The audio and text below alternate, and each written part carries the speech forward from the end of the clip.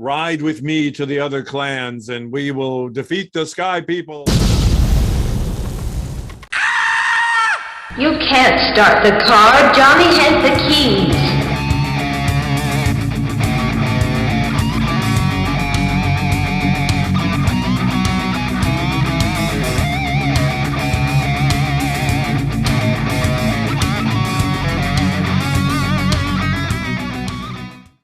Hello, and welcome out there in podcast and YouTube land. You have reached Johnny Has the Keys, a hopefully weekly podcast where two guys get together and talk about horror, science fiction, key elements of certain movies and television series, and then things that those movies in turn influenced or key improvements that they did based on them. If you are returning to us, great. Thanks. Welcome back. Glad to have you. Hope you enjoy today's as well as the past ones you've done. If you are new to us, wow, we would love to know how you found out about us. Leave a comment down below or maybe give us a review on Apple Podcasts or your podcast platform of choice. Ring the bell or subscribe down there if you want to kind of find out about future stuff and everything we're doing. My name is David. I'm here with my good friend and co-host, Tim. Tim, how have you been? What you been into? Oh, my goodness. What have I been into? Well, we usually broach our or ice break our conversations normally with what we've done this week in our genre-related viewing. Yes. And in honor of today's subject, which we'll get to in a moment, I decided to visit another movie with someone in a mask. Well, there you go. And it's one that we have been visited and will be visited as of this year 6 times, I believe. I watched Scream 2022, the one from last year. The new one is out right now. Okay. And that is Scream 6. It's a little confusing because what I watched was technically Scream 5, but they're calling it Scream 22. Scream, nothing else. Okay. Just Scream. Very much like I think the Texas Chainsaw Massacre did that. I think Halloween may have done that. Star Trek did that. Yes. Right. So it's a little confusing. But this one was supposedly a reboot. I don't think I saw Scream 4, and it's the lowest ranking of all of them. I saw the first 3, did not see the 4th one, and this is the 5th one. It's directed by Matt Bettinelli-Olpin and Tyler Gillette, who also helmed this one this year, Scream 6, the one that I told you is set in New York City. I guess these two guys are like the guy that did the Halloween reboot. They're going to do maybe 3 Screams as well. I have no idea. Okay. They are known for Ready or Not, that movie, and of course the Scream movies. It was written by James Vanderbilt. I looked him up and was intrigued because he has written a new movie called The Long Walk based on the Stephen King story. Really? Okay. Yeah. So apparently that movie's being made. So that was a nice discovery.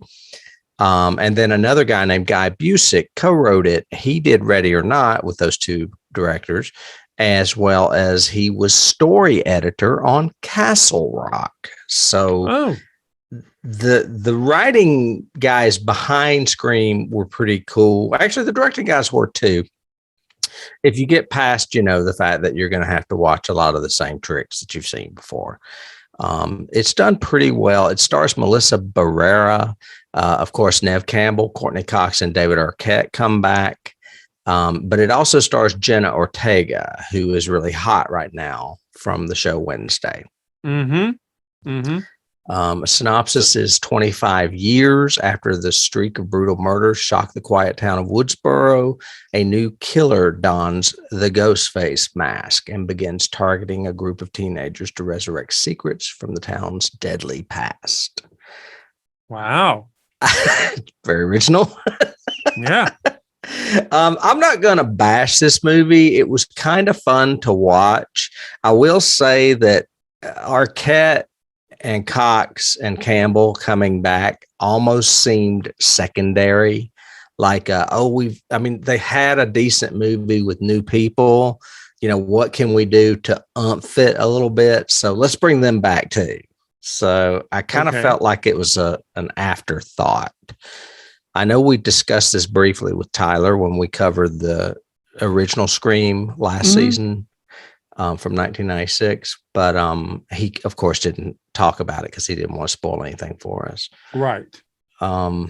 It only scores 76 on Rotten Tomatoes, and that's probably about accurate in my opinion.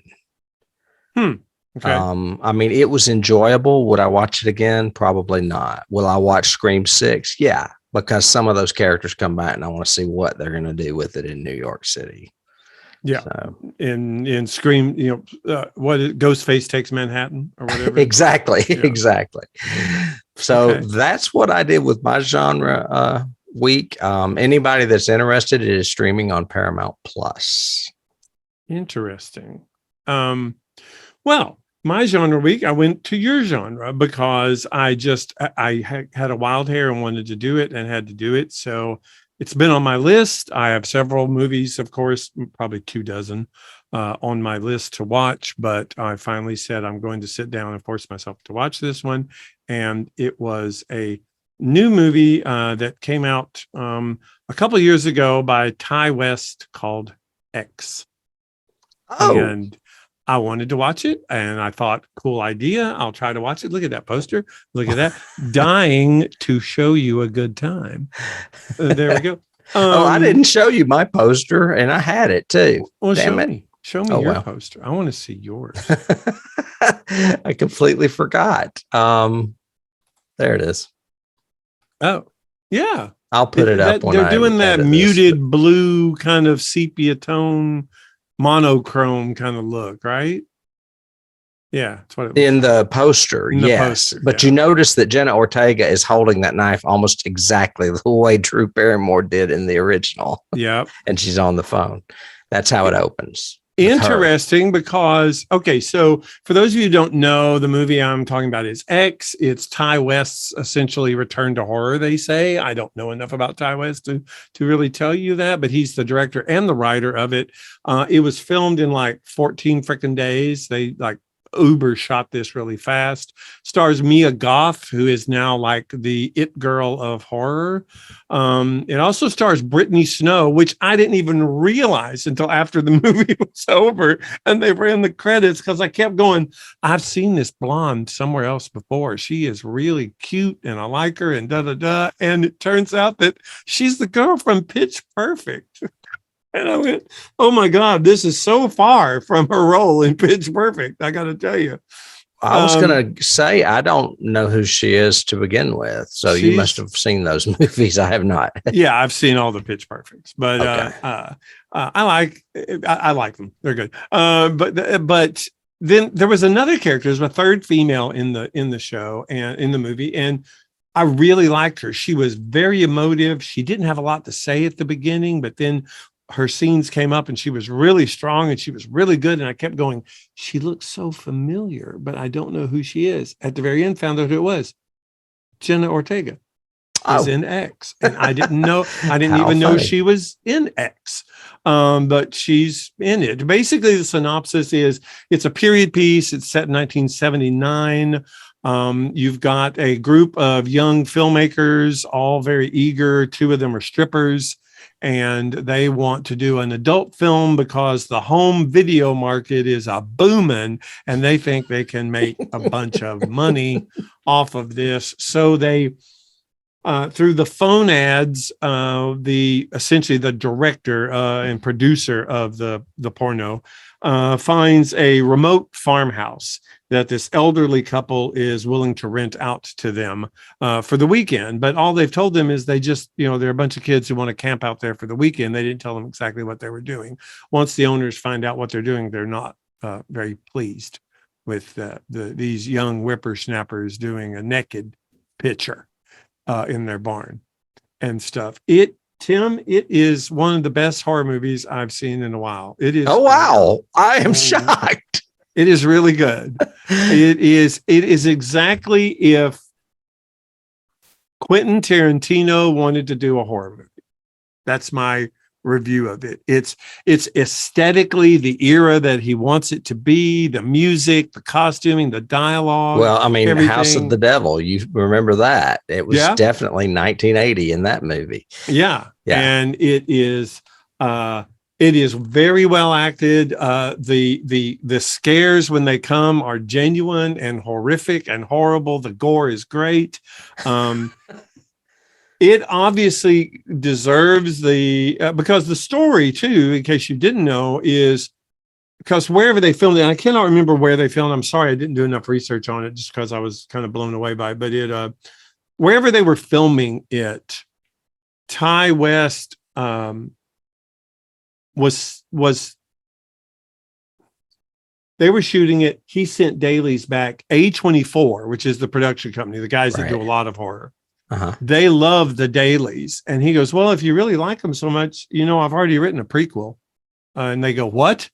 And he goes, I've already written a prequel that would be really cool. I just don't have the funding for it. And they go, what do you need? They worked out a deal over the phone. So when they shot it on the last day of shooting, he turned to Mia Goth and said, hey, would you like to be in the prequel? And he kept her there for 3 more weeks to shoot the prequel.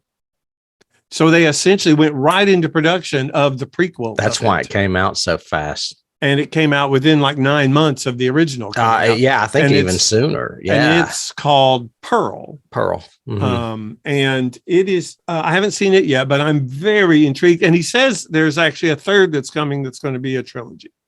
So it'll make it a trilogy. It is, I think you would like it a lot.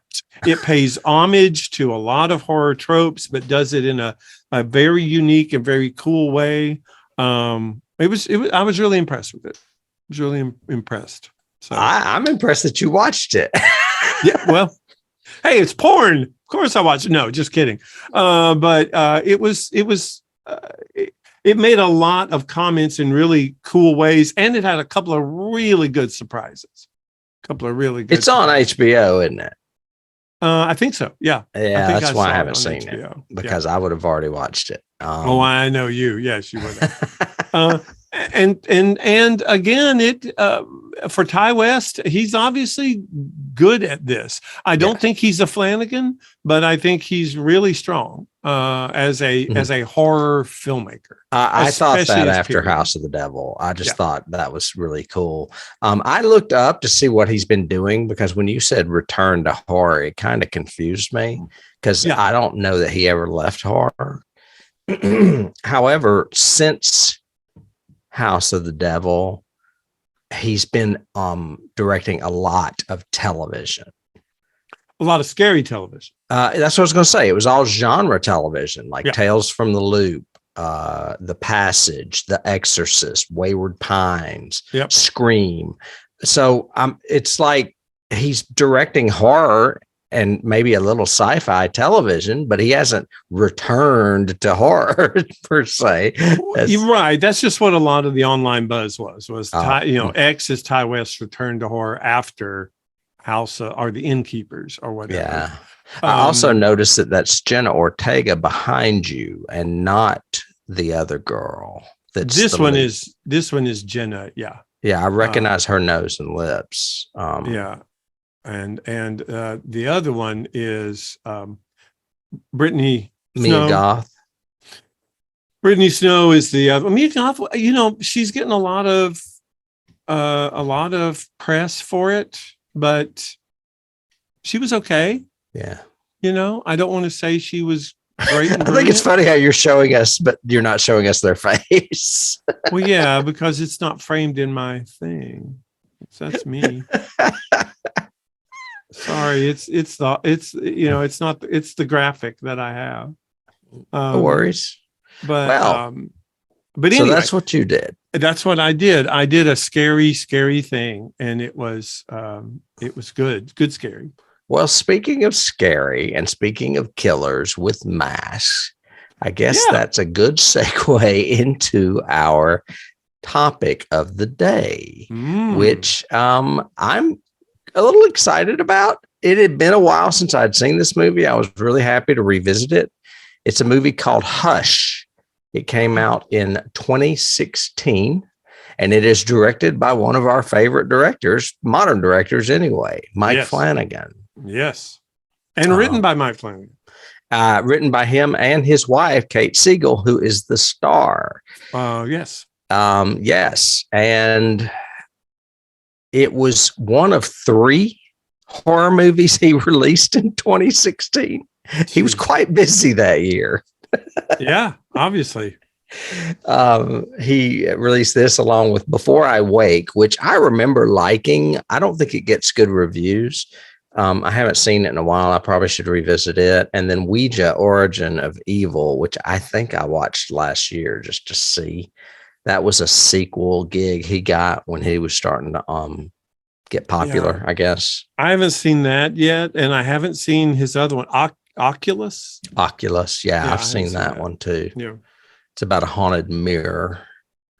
Well, this one has the credit of saying and introducing Kate Siegel. So I thought that was cool. And she's great in this. Oh my gosh. She's so good. So good.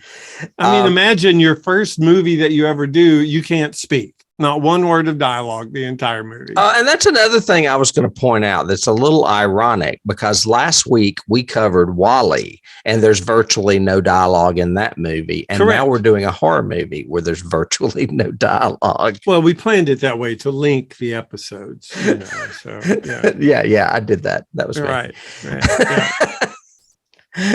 A brief synopsis of this movie.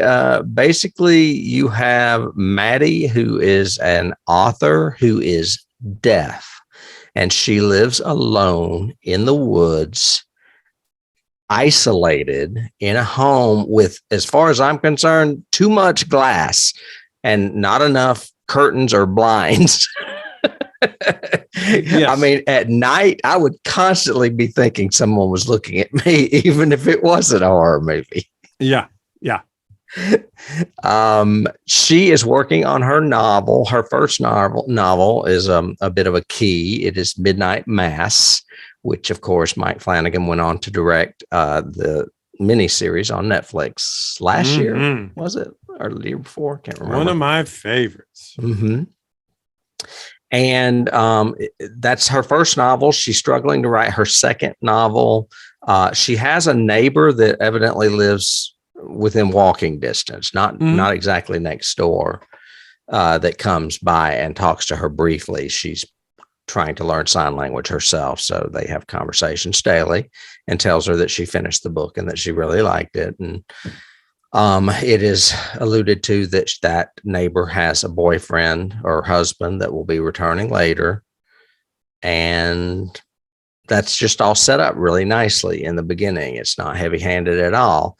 And then the next thing you know, there is a creepy guy in a mask, and you can see him behind me, that starts. Well, basically what happens is she's in the kitchen cleaning up what she was fixing earlier, I believe. And her neighbor comes running back and has blood all over her and is beating on the door, and she can't hear her. And the guy comes up behind the neighbor and finishes her off. So he's already killed her neighbor. But then he starts to tap on the glass and realize that this woman can't hear him. So he begins what I would call a night of terrorizing her. Yeah, for a serial predator, that's probably a very enjoyable discovery. You know, now he's like the cat with a mouse kind of thing. Exactly. So it becomes a battle of the wits, you know, her trying to get out of the house and get away at times, him trying to get in the house at times. His weapon of choice is a crossbow. There are really no guns that I remember in this movie. I don't think. Are there? Do you remember a gun? I don't think there's ever a gun in this movie. I don't think there's a gun. No. Just knives and a crossbow. But whatever she can find to use as a weapon, and his weapon that he has, and his knife. He has a knife as well. This was not the first time you'd seen this, was it? No. Second time. Second. Same as me. Any observations upon second viewing? Still very well done. I think the only kind of lost me just a little bit, or only it's a nitpick thing, but it takes him a little while to set up the deafness in the beginning. I like the way he does it, as far as there's intense emphasis on sound. And you're hearing like her crack an egg, or you're hearing the frying, or the oven door squeaks, and everything is extremely, almost too loud. You're kind of going, wow, the sound effects are really kind of, and then it does this slow zoom in on her ear, and then suddenly there is no sound for like the next 2 minutes while she continues to cook and chop and make the things that we know would make noise, and we don't hear them. So we go, oh, I think that's great, though. But it was just seemed so. I guess the second time, it's because I knew she was deaf. It was kind of like I was going, okay, I get it. She's deaf, man. She's deaf. I get it. I loved the zoom in on her ear. I did too. I'd never noticed that the first time, I don't think. Well, and it provided me with a big key, which I'll get to later. But but no, she is phenomenal in this.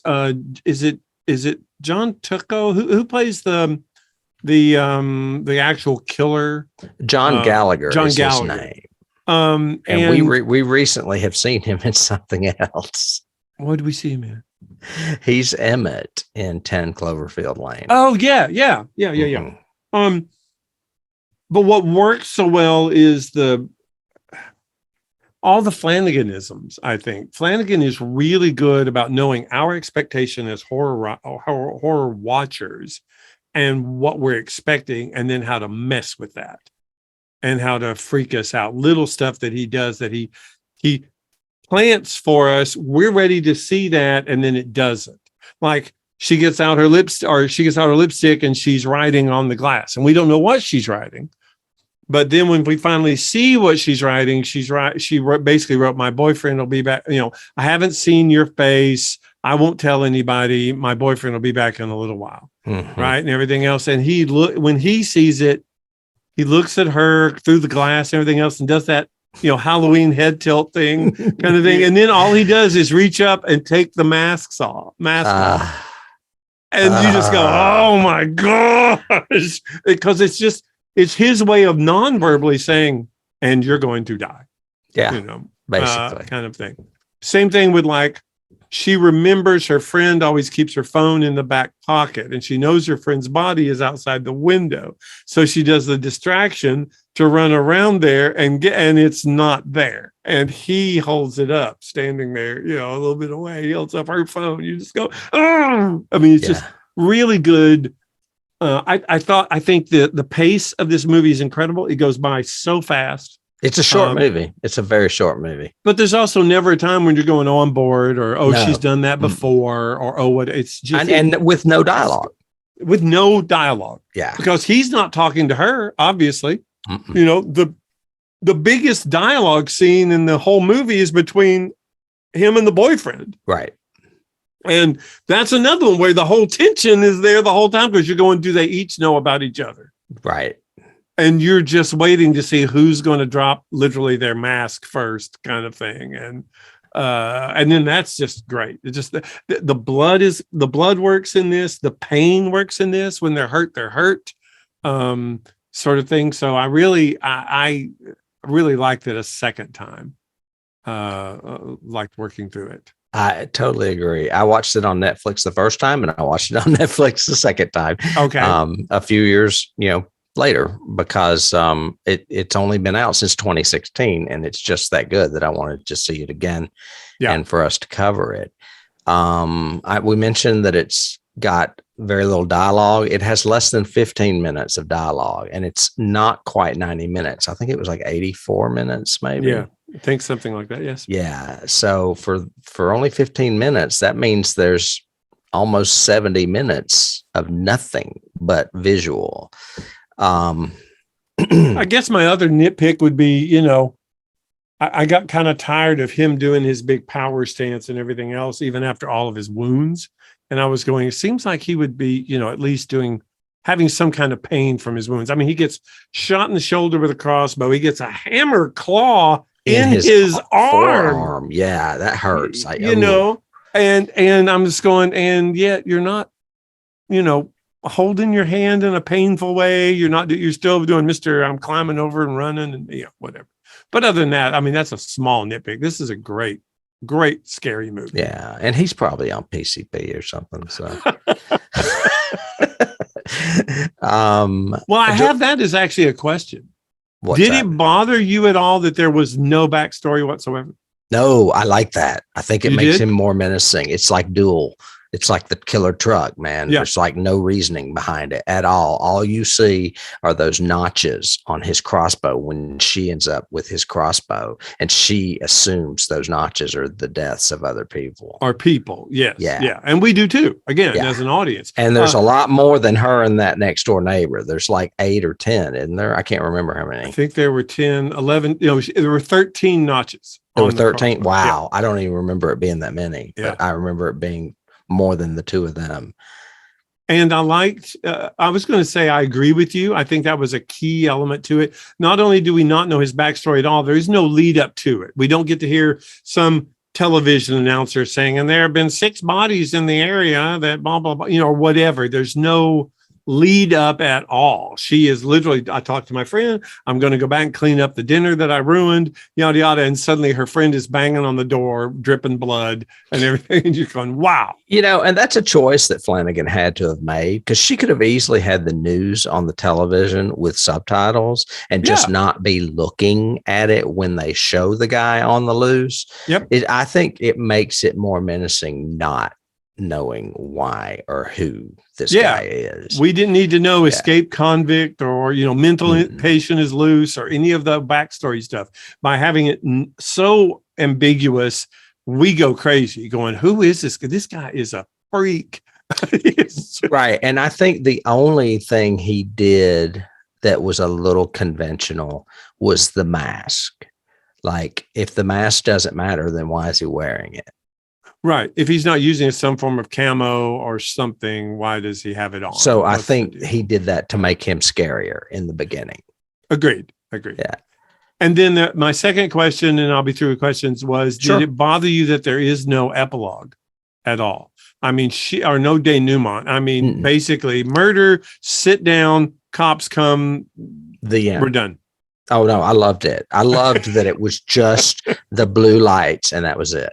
You knew that everything was over because the cops were coming. And you didn't hear them. I thought that was brilliant. Brilliant. That you just see them way through the woods, the blue lights, and they're obviously racing there as fast as they can, but you hear nothing. Nope. I thought it was great. Okay, sorry, I interrupted you. You were going. Oh, no, I was just doing a little bit of background.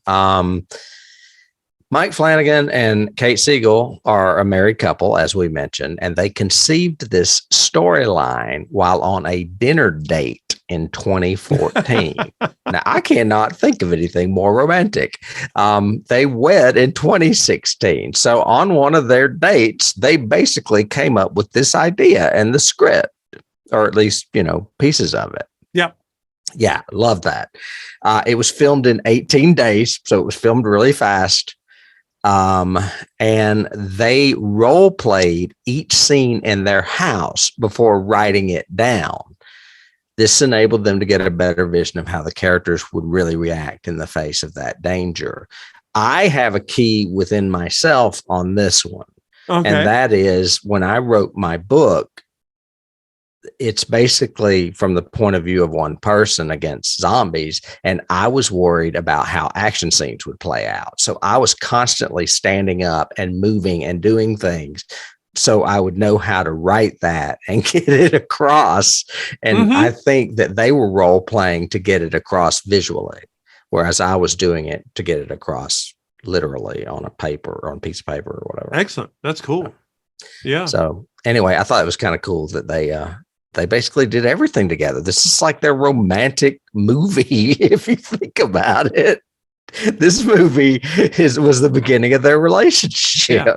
Let's make a movie together.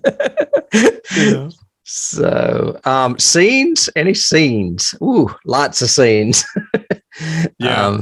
I mean, so many that they just jump out at me randomly, not necessarily in order of effectiveness. The first thing I think about is when she gets nailed in the thigh by that crossbow and she's hanging over the gutter of the house. I was like, holy fuck. Yep. And because I forgot she yanks it out immediately. I couldn't remember if it was a barbed arrow or not. So I had to rewind it because I was like, when did she take the arrow out? And she does it almost immediately. Well, and crossbow bolts are usually not barbed.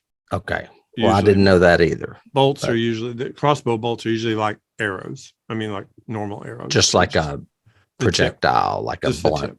Yeah. Scenes. Definitely the one that hits me first is the finale scene when we don't know if she's totally given up or if she is close to giving up, but she gets back in the house, gets back in the bathroom, is sitting there. And the way he just does the close up of her and behind her, yes, you just see the glass break and fall into the tub, but you don't hear anything.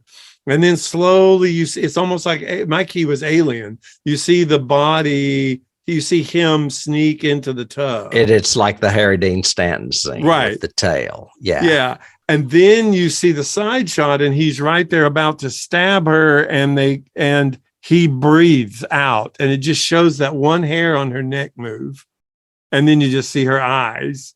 And I went, yeah, it was just so well done. It was just so good. That scene was one of my scenes as well. And I had, as for a key for that, it was, and I probably should just be saving these for later. I'll get to it later because we're jumping into keys all of a sudden. Yeah, well, can't help it. It was happening. We're Johnny, and we have them. We do. Okay, what other scenes? I think preceding that scene is important too, because she sits down at her laptop and leaves a little, like almost a suicide note for her parents. Well, it's kind of like it's a goodbye note for her parents. Right. It's basically, I love you, and she describes him. Yeah. Tattoo on neck. Yeah. Yeah. That kind of thing. The scene prior to that, which is the whole John scene with the killer, when he's bluffing and saying he's a policeman and he's the boyfriend from next door, and just, oh my gosh, their dialogue and their back and forth. And when do they start to suspect? I was going to say, what would you do? Even if you did suspect, what would you do? Because I mean, if I did suspect, I think it would be even worse, because it would be like, holy fuck, I'm in a situation I don't know how to get out of. Well, except he's much bigger. He was like a linebacker, as the guy said. Right. Yeah. Right. Well, you wouldn't want to say, can you show me some ID, please? I would be like, where's your gun, bitch? That gives your hand away. Yeah, but then he's just going to kill you. You've got to bluff. That's why he doesn't have a gun. I mean, a crossbow anymore. All he's got's a knife. Yeah. So, but dude doesn't know that. John didn't know he had a knife. He didn't know what he had. Yeah. But I thought it was very clever on the killer's part to suddenly, just flash that flashlight and say, stand back, please, and do all the typical hands on your head, please step back, don't move, all the cop stuff. But it was only when the scene went on too long that he doesn't know where to go with it and how to bluff it. So he's going, she's deaf, huh? It's like, and that's when John starts going, yeah. How long ago did you call for backup? Yeah. But, and then again, it's a double whammy, because you think one thing happens and something else happens. Then you think it's all over and it's not. And then you think, oh my gosh, this could work. And it doesn't. It was a great scene. Any of the scenes, well, there's constant tension throughout this, but the scenes that made me more tense were any scenes where she's trying to get outside or is outside, like whether she's on the roof and you see him run off into the woods, and man, she threw that alarm a long ways away. I was like, damn, she's got an arm. That scene, or the scene where she's hanging out the window trying to get the phone out of her friend's pocket and she's about to fall out of the window, and you're like, holy shit. And then the scene where she gets out and he comes back and she goes under the porch. Right. And he walks up onto the porch on top of her. So she's not exactly sure where he is. And she's like got her hand to feel on the floorboards so she can feel where he's walking. Yeah. That kind of stuff I ate up like candy. Oh, it was great. It was excellent. Yeah. All of it. Brilliant. And he does so well with where the killer is in relation to, I mean, he establishes the house pretty well, but we get really used to him walking around, or where could he be? And now he's either over here or over here. And there's not, except I think for 2 occasions, there's not jump scares in this movie. Not really. This movie is tension and power, and it's not a jump scare. I think the only jump scare is the one where she's trying to find him. He's walked around the house like 2 times in a row, and she's like going from window to window and kind of watched him. And she loses touch with him coming around the front, and she's there at the window, and you know she's debating, do I make a run for it or not? And all of a sudden, literally, he pops up right beside the door. You know, right there. He's gotten up on the porch and walked over.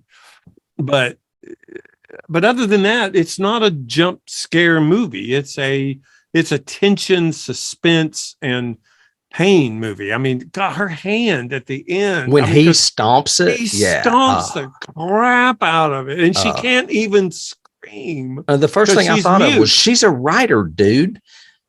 You know, how is she going to fucking write? Oh, wow. You would think that, wouldn't you? Yes. The type now. Well, and I also, another one of the scenes that I particularly like, and for the same reason, is when she's trying to write and she can't. And she's like, blah, blah, blah, the end. Yeah. She's actually typing those words. And I was Send like, me money. Oh, I've been there, done that. Blah, blah, blah, the end. Send me money. What I haven't done is had 7 endings to something, because I was like, oh my God, how do you write that many endings and just have them all? I mean, I wouldn't want to invest that much time into it. You know, I would want to know what I was going to do ahead of time before investing into 7 different endings. Yeah. But I loved watching her. Did you like that clever convention of first he did the fake out where she tries to escape, she gets caught, and he literally picks up a rock and bludgeons her to death. And then she wakes up, and that's her saying to herself, that won't work. No. And then she suddenly goes into that whole talking with herself about all the endings and all the possibilities and what can she do. I did like that. I thought you would. Yeah. That was a really good writer's kind of scene. And that's how I write, is just the conversation she was having in her head. I don't put it all on paper. I may make notes, but yeah, I mean, and she might not have had full chapters for each of those endings. I was just shocked that she had like 7 or 8 of them written out. Right. And I was wondering, is that how Flanagan writes? Maybe it is. Maybe. Yeah. Because he's clearly a writer. I mean, he's really good at it. I mean, as far as whether he's adapting Stephen King or he's adapting something else or he's creating his own thing. I mean, a lot of his stuff he writes himself. Yeah, it was good. It was really good. Yeah. So I guess we'll move on to cast, which is really easy because this, again, is one of those movies that I love, a small movie with just a few people and a small story. And it is microcosmic almost, because it is really just 2 people. 2 people. If you think about it. For most of this movie. Yeah. Right. It stars, I guess, John Gallagher Jr. got top billing because Kate was not as known then. But the only thing I know him from is Emmett from 10 Cloverfield Lane. Yeah. You would know him from Westworld because he played Liam Dempsey. Yeah. Okay. Is that the good Westworld or the bad Westworld? That's part of the good Westworld. Yes. Oh, good. Yeah. I couldn't remember. And his only character name is The Man. They never identify him by name or the shape or the mask or whatever, like John Carpenter does. Masked dude. Yeah. Yes. Or Michael Myers, who he is very reminiscent of in places. Oh, yeah. Next, we have Kate Siegel, who I've already mentioned. She plays Maddie, the writer who is terrorized by this guy. She and Mike Flanagan had previously worked together in Oculus or on Oculus. I'm not sure if she's in it or not. And that was in 2013. And then they married in 2016 when this movie came out. So somewhere in between there's when they had that date and they wrote it around 2014, probably. Yeah. The neighbor is named Sarah. She is played by Samantha Sloyan. And we recognize her from your favorite character from Midnight Mass. Golly. I should have preceded this with, Mike Flanagan does tend to cast a lot of the same people. Which is fine with me. Yeah, absolutely. And this Sloyan woman is great in this. She is just as likable and normal in this as she is batshit crazy and unlikable in Midnight Mass. Yeah, she's Bev Keane in Midnight Mass, and she's a total freaking tune. She is such a Stephen King character in it. And she's also in a Midnight Club. She's Shasta. She's the one that would meet the girl out in the woods. Yes. Yeah. I forgot about that. Yeah, he does he has his group of actors and actresses that he uses a lot. Right. Which is great. I have no problem with that at all. Yeah, it was fun to see her again because I have not seen her since Midnight Mass, and all I could think of was her as that crazy person. And now to see her as a normal person that's trying to learn sign language because her next door neighbor's deaf, I just thought it was so cool. And it's a really good scene between them, I think. Yeah, she has a genuineness to her. Of course, so does Kate. I think both of them are very strong actresses, actors. Yeah. And Kate has a beauty to her that at times is reminiscent of like Angelina Jolie to me. Yeah. Yeah. I just think she's really, really pretty. I mean, that's coming from a gay man, so whatever, take that as you will. I agree with you. And then Michael. And also Sarah was also in Hill House, right? She may have been. I didn't go and look. Yeah, she was Lee. She's Lee Crane. Yeah, I just looked it up. Lee Crane. Who was Lee? The other Hugh was the father, Hugh Crane. Right. So was she the mother? No, the mother was, what's her name? Giacomo. San Giacomo. San Giacomo. That was Olivia Crane. So I'm just looking it up. Shirley was the sister. That's Elizabeth Reeser. Now I know the sisters. They're in my head. Theodora was Kate, of course. Nell Crane was Victoria. And Samantha Sloan was Lee Crane. Trying to remember where she was. I mean, we got to see them as kids and we got to see them as adults, but then there were also extended members of the family, like from the past, weren't there? Or something? I can't remember. It's been a while. Can't either. It's killing me. Oh, well, it's not a big deal. I'll move on. Michael Trucco or Trucco is Trucco, so it could be pronounced in an Italian manner, I imagine. Played John, her husband or boyfriend, who is the big guy that we think is going to save the day and ends up getting killed. And then lastly, there's only one other person in this movie, and it's the girl that plays Max, Maddie's sister, and that is Emma Graves. And we just see her in a Skype on a computer. Oh, that's right. Yeah, she's the Skype girl. Yeah. Yeah. And she's the one that's like, I wish you'd come live with me back in the city. I don't like you being out there all alone. Yeah. Yeah. And she's like, "Oh, I don't want to go to the city. It's too crazy." And Yeah. she has a masked killer stalking her from outside her Right. remote cabin. Might want to be thinking about it now. Might want to be thinking about it. Yep. I don't have any other notes on the cast because, like I said, it is a small indie and these people were not well known at the time. Still aren't, really, not all of them. As far as awards, the Fangoria Chainsaw Awards nominated it for Best Limited Release and Best Actress, Kate Siegel. The iHorror Awards of 2017 gave it a win for Best Direct Release Horror because I think it did go direct to Probably Netflix. I don't think it went to theaters. Yeah, I agree with you. I think it was a Netflix.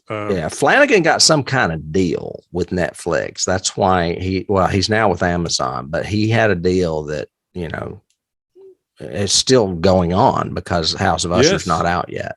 Yes. And then it was the iHorror Awards also nominated Mike Flanagan as director and Kate Siegel as actress. And then the last one I have is the Rondo Hatton Classic Horror Awards. I don't know where all these things come from. They gave it a win for Best Independent Film. Oh, there you go. And Mike Flanagan was the recipient. It is not on the 1001 list of movies you must see before you die. Mm-hmm. I don't know that it warrants it. But I bet you money I could find some on there that I would replace it with. I guarantee it. Yeah. I would put it on the 1020. Yeah. The 2000. 2000. You have to see. For closure, Lee Crane was Steven's wife. Okay, that makes sense. That's the one in the dream sequence when he's talking to her on the couch and everything and she's pregnant and everything. Yes. Yeah. Okay. Yes. Now it makes sense. And wasn't she dead too? Yeah. Yes. I think. And he's dreaming of her being alive and pregnant. I can't remember. Anyway, I do remember her in that scene now. Yep. So that's why she wasn't one of the kids. She was one of the in-laws. Right. Yeah. Other than that, I may have a little bit of trivia on this movie. Trivia. It's got a really big fan. You want to know who it is? Who? William Friedkin, director of The Exorcist, said he was a huge fan and encouraged people to watch it. Good. Yeah. And that's one of those big directors from the 70s that we often talk about, how there was that cadre of directors from the 70s that made those gritty films. He was one of them. Yep. Yeah. And then shortly after this, someone else was very fond of it. Give you a guess. Stephen King. Yes. Shortly after Hush was released, King expressed his enthusiasm for the film on Twitter, saying, "How good is Hush? It's up there with Halloween, and even more so, Wait Until Dark. This movie knocked me out." First key I had. Yeah. Well, and I think that's probably the beginning of his relationship with Mike Flanagan, is he saw this film and then probably started touching base with him. And that's why he ended up doing Dr. Sleep and Gerald's Game. Mm-hmm. And the Gunslinger in the future. So hopefully, yes. Yeah. So I guess I spoiled one of your keys. No, those are just my two first keys were Wait Until Dark, of course, which I've done the play twice. I love the movie. That whole thing of a seemingly handicapped person having to deal with an assault, an attack, that kind of stuff. And then having to come to deal with how do you use your lack of senses to combat the assailant. She used the alarm, which, her friend mentioned is so loud that it hurts to kind of distract him enough kind of thing. And then the other one is Stephen King, but not Stephen King because it's a horror movie or because he likes it, but because of this whole, I'm a writer and I have to go to isolation to write. So like in Misery or The Shining to an extent, that sort of thing. He has a trope through a lot of his books of a writer that seeks seclusion. Well, I mean, he used to get a lot of people used to criticize him because a lot of his characters are writers. Yes. But, you write what you know. So Sure. I mean, it made it easy for him, and maybe it was a crutch. I don't know. Have I written about a writer yet? Yes, I have actually. So, it is kind of easy to do that. Yeah. But, I agree with you on the Wait Until Dark stuff. I mean, that was a movie my mother made me watch when I was a kid. Love that film. Instead of being deaf, she's blind. Yep. But it's a similar, disability. And she uses the darkness also to combat him because she doesn't need to see with light. So why should he? It's the same thing, and one of the most haunting themes ever in horror movies, before Halloween, especially. Look up that theme if you out there, if you're listening, if you have not heard the theme from Wait Until Dark. Isn't it like a piano with little kids' voices? Yep. Yes. It's very Dario Argento. It's very Rosemary's Baby sound. Right. Yeah. And it was the same time, really. It was like 1969, wasn't it? Somewhere around then. Yeah. Similar time, but it's in that kind of creep factor. It's really creepy and really. Oh my God. I have it down as a key twice. That's hilarious because that's how much it influenced this movie. I've got another pseudo king one, Mr. Mercedes. I got this actually from online because it's a psycho killer with no backstory. And I haven't seen Mr. Mercedes or read it, so I can't really comment on that, but I got it offline. Oh my God. The book's great. The series is great. And the book is also on her desk or on her shelf as she is going through to get her laptop. Did you not see it there? No, I didn't. It's on there. Good, yeah. Good. I thought that's why you brought it up because I was going to bring it up for the fact that it's just placed in this movie. Right. But yes, his name is Brady something, and he is a psycho killer for like no reason at all. Okay. Yep. I mentioned Halloween mainly because of the mask. Yep. I mentioned Duel because of the fact that it's like a force with no apparent reasoning. I'm just going to kill you. I don't care. Yeah, I think you also have to remember the other home invasion movies like The Others and Last House on the Left. What's the Jordan Peele one that I haven't seen yet? Us. I thought you had seen that. That's the doppelganger one. I haven't seen Us yet. No, I haven't seen Us yet either. I was looking at maybe watching it today, and but I guess it is a home invasion, but it's like doppelgangers, I think. Yeah, it's more there are duplicates out there, kind of fear factor thing, but any of those movies where there's a home invasion, you could even take it to one of the first primal like scary movies I saw, which was Straw Dogs. Before that, even it was black and white, filmed by it was written by Truman Capote, wrote the novel. Turned into a movie. In Cold Blood. Yeah. That was such a scary movie. And it's a lot like this. It's a tension-based movie, not a jump scare blood fest kind of. And it's a family being held hostage by two men with guns. Yeah. So it's I could see where it would be a key. It's not the same scenario, but it's a similar situation. Yeah. The key to me is that whole situational tension. Yeah. Mm-hmm. You're being stalked within your own home. So even your house is not, your sanctuary anymore. No. And there's other ones out there that we've not covered that I have seen. One that immediately comes to mind is called Funny Games. And that one's so brutal that I have not picked it because I'm like, do I really want to go through that again?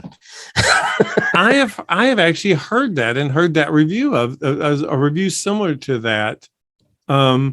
That movie is just cruel. It's bad. It's very disturbing. It is extremely disturbing. And I think it was remade, but I want to say the foreign version's the one I saw and the foreign one's held higher. I get it confused. There's another movie called Goodnight Mommy that's recently been remade, and the foreign version of that one I've seen too, and it's supposedly superior as well. Most of the time, the foreign movie is. Usually, the original is going to be superior than the remake. Yeah. I think The Ring is an exception. I like the one with Naomi Watts better than the Japanese version. Really? Better than Ringu? I kind Yeah. of like Ringu better. It's weird. And that's a foreign film. Yeah. Yeah. Yeah. The other ones that have been normal, I mean, that I had on my list were the other home invasion ones. Okay. The others is out there, Strangers, and Strangers. And Don't Breathe. Which again, Don't Breathe is very key to this because again, you have someone who has a disability. It's the killer. Except that he turns out to be the bad guy. The killer's blind, but he's an asshole that kills easily. Yeah, he's defending his home. And and it's a reverse of the home invasion too. He's the villain, but he's the one being invaded. Yeah. By the kids that want to rip him off. Mm-hmm. So I think that's in the same vein or key elements as this one. Yeah. I'd mentioned Alien just because of that one shot that reminded me of it. Right. But I also have in my notes, we need to probably call back the other two Stephen King right out. It's a loose key, but this movie reminded me of like Nick Garris and Frank Darabont, who both came out of the gate. I'd never heard of them before, but their horror movies are great. They happen to both be based on Stephen King stuff. This one wasn't, but sort of that same kind of young auteur popping out, like a John Carpenter kind of thing, their first works blew you away and went, oh my gosh. Well, I think and I hope he's not listening to us because I don't want to make him mad. I think Frank Darabont, I love a lot. I think Mick Garris is very hit and miss. Yes, I agree. I think he did well with that miniseries of The Stand back in the 90s. Yep. But he also did Sleepwalkers, which is not a good movie. No. He did The Shining remake, and it was not that good because I told you I hate that kid in it. He's done one I want to see that I haven't watched yet called Nightmare Cinema, but I haven't seen it yet. So, but Frank Darabont, I mean, he's great. I mean, yes. Frank Darabont is the reason we have The Walking Dead. He's the one that brought that to television. He also did The Shawshank Redemption and The Green Mile. I mean, yeah, you're right. He's a Stephen King baby too. Yeah. He started with Woman in the Room, which was a little short he did of a Stephen King short story. That's how he got noticed. Okay. So that was kind of a key to a key, I guess, kind of thing for that one. And then I have some keys I lifted from IMDb. Yeah. I mean, actually, I have one other that I mentioned earlier, and I said I would save it, and now I can't remember why I have it. Damn it! It was a scene earlier where we were talking about her being clever and doing. I don't know. There's a lot of this movie that reminds me of Alfred Hitchcock. The way it's shot cleverly, the way it's set up. Wait Until Dark reminds me of Alfred Hitchcock. Very similarly. Yeah, I could understand a little bit of that. Yeah. I can't remember. It was something we were talking about, and I said I'll save it for later, but it was whatever it was. It was something she did, and I can't remember now. But it was just very clever, and it was very cleverly shot and relayed to the audience where, someone in there knows something and someone doesn't, but we, the audience, see it and we're playing along with them. And it's just a very Hitchcock type thing. Okay. Then I also, like I said, had some I lifted from IMDb. We've already mentioned this, but the blurb on the back of the book Maddie wrote, Midnight Mass, references some details of the later Netflix series Midnight Mass, also directed by Flanagan. The main location, isolated Crockett Island, spelt a different way. The main protagonist is Riley, and a church are mentioned. The main female protagonist of the series, Erin, is mentioned by Sarah along with Riley. Yep. So it's kind of funny that it's almost like he adapted the book written by Maddie in this film into a Netflix series a few years later. Well, from what I understand, he and I think his brother when we covered it, I think for a special edition, I think his Yeah. brother co-wrote it with him, and they had written it before Hush, or at least had done some outline. I think they were work. working on it the whole time. So yeah, they worked on it for several years. So I think that's probably why he said, "Oh, I need her to write a horror. Oh, this one will work." Right. We'll just make it the one we're working on. Yeah. And because it's a personal story to him too, because it deals with alcoholism. Yeah, So, and addiction and all that. Yeah. More Stephen King. I mentioned that Mr. Mercedes can be seen, but also the books Revival and Under the Dome are clearly present in the room as well. Okay. So you can tell that. I Flanagan wonder if he did that on purpose. I wonder if he did that to say, I wonder if I can get Stephen King to notice my movie if I put his books in it. Maybe. I mean, but also makes character sense just because if she is a horror writer, she more than likely likes Stephen King. Yeah. And she's also very apt to the danger she's in and thinking of things, like what can I do? There's a knife block on the counter. There's, the alarm she disengaged sitting there on the counter as well. And she's having to go from window to window because there's so much damn glass in the house and she's worried about being seen. That shit too. Yes. I wonder if after this movie, if she buys curtains or anything, I don't know. I don't know what would be worse. I mean, not being able to see him, but there's that. Without moving them, because there are some curtains upstairs or it's not upstairs. It's like in a bedroom. It's in the bedroom. Yeah. And she moves them shut. And I thought, they're still moving. He's going to see that. Yeah. This film has been remade twice in India. Really? Yeah, both of them were released in 2019, and I'm not even going to try to pronounce them, but I will put them in the show notes. Does India have a home invasion fear or something? I don't know, and I'm wondering if they actually, India has a thriving Hollywood or a thriving film industry, so I'm assuming they did this legitimately and didn't just rip him off. That they are actually, paid for the rights or whatever. I'm sure. Yeah. And then that is pretty much all I have on this short little thriller that we're covering today. You have any other notes? The only last two I have are, I also got, I think from IMDb or some online somewhere, but it was two other ones that people have said are parallel to this or inspired by this. And one is Red Eye. I love that movie. The Woman on the Plane. Yeah, that's Wes Craven. And then the other one is Secret Garden with Johnny Depp, or Secret Window with Johnny Depp, which I assume is another home invasion movie. Is what I have not seen it.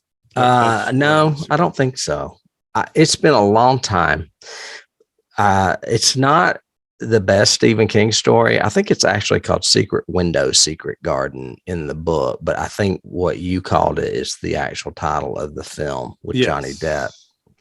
And I honestly do not remember it, which doesn't say much, does it? No. However, what was the other one you mentioned? Red Eye. Red Eye is fun. As a matter of fact, I should put that on the list because it's probably not. It's not really a horror movie. It's a thriller, and it's got Rachel McAdams. It's the movie that made me fall in love with her. I was like, oh, she's great, and she's dealing with like a psychopath on a plane. Okay. Yeah. It's been a long time since I've seen it. I need to revisit it. Maybe it's not as good as I remember, but I seem to really remember liking that movie. Okay. So I will, I'll look into that when we get out of here. So in summary, this is a good damn movie. You should watch it. Yeah. It's been on Netflix for several years. Like I said, I think Mike Flanagan worked out a deal with Netflix, so they have exclusivity to a lot of his stuff. And this is one of them. And this is one of the first things I think I ever saw by him. Probably the first thing I ever saw by him, because I think I saw this before Hill House. See, I think Hill House was my, my first Flanagan, Yeah. which I have no problem with that. It being that I adore that series. I know. We watched it again and did 10 episodes on it in the first season of this podcast. Yeah. And I was actually considering watching it again the other day. I was too. Just for Bent Neck Lady. I mean, come on. Bent Neck Lady. Well, thank you for this one. This one was really good, and I enjoy it. That's what Tim and I think. We both like this one. Of course, it's Mike Flanagan. How could he possibly go wrong? You know, he hasn't misstepped yet. We'll see. Hopefully, knock wood, because we don't want him to screw up Gunslinger like they did the movie. They better not. But what do you guys think? If you haven't seen Hush, go watch it right now and then come back and tell us what you think. If you have seen it, let us know. Did you like it? Do you agree with us? Do you disagree with us? What is it? And also, please subscribe down there. And if you think about it and want to support the show, we could certainly use your support. We do have a Patreon, and you can go over there, and we allow for we have 2 extra podcasts that we do. One is based on the original series of Star Trek, and the other one is the X-Files, and we cover those episode by episode. And we're about halfway through Star Trek, and we're still working through X-Files. It has quite a few seasons. Oh yeah, I don't know that we'll ever get through it, but we'll get through at least a few good seasons for sure. Yeah. And for as little as a cup of coffee a month, you can help us out, help us keep maintaining the website and all that kind of stuff, and keep doing this. Also, of course, as we said earlier, write us a review, give us a good word, all that kind of stuff. You can email, ask questions. We're throwing together all of the titles we want to put into the bushel basket and pull out for next season. So if you guys have a suggestion of, hey, Tim and David, why don't you talk about this? Send it to us. We'd love to hear from you and find out. Yeah, that reminds me that this is the penultimate episode. Penultimate. Yeah, we have 2 episodes left this season coming up. Yes. And one of the reasons why we're doing Wally and Hush and these last 2 is we're going out with a bang. You got to bring on the good stuff when you get toward the end. Oh, yeah. So tune in next week to hear what incredible film we're going to be tackling next time. Absolutely. Tim, until then. I'll see you. See ya. Bye.